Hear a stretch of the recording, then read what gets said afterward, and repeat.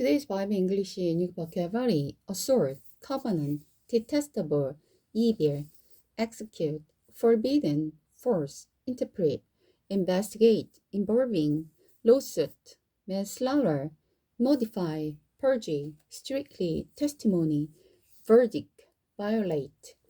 Deuteronomy chapter 17, verse 3. By serving other God or by worshipping the sun, the moon, or any of the force of heaven, which I have strictly forbidden. When you hear about, investigate the matter thoroughly.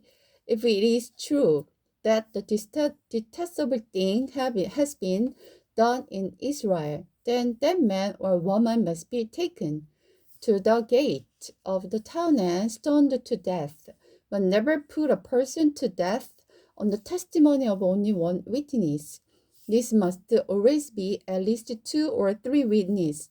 The witness must throw the first stones, and then all of the people will join in. In this way, you will purge all evil from among you.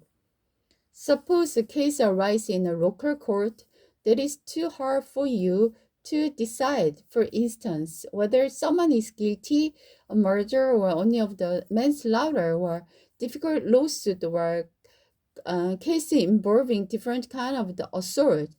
Take such cases to the place the Lord your God will choose, where the Levitical priest and the judge on the duty will hear the case and decide what to do. The decision they make at the place the Lord choose will always stand. You must do exactly what they say.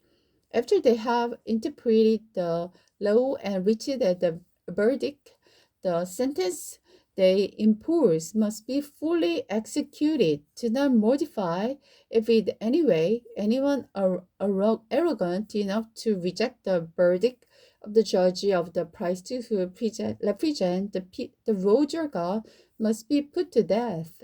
Such evil must be purged from Israel, that everyone will hear about it and be afraid to act arrogantly.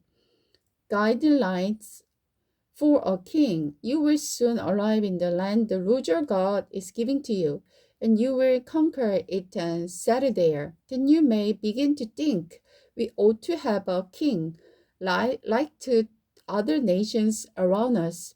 If they happen, be sure that you select as a king the man the Lord your God chooses. You must appoint the fellow Israelite, not a foreigner. The king must not build up a large stable or horses for himself, and he must never send his people to Egypt to buy horse.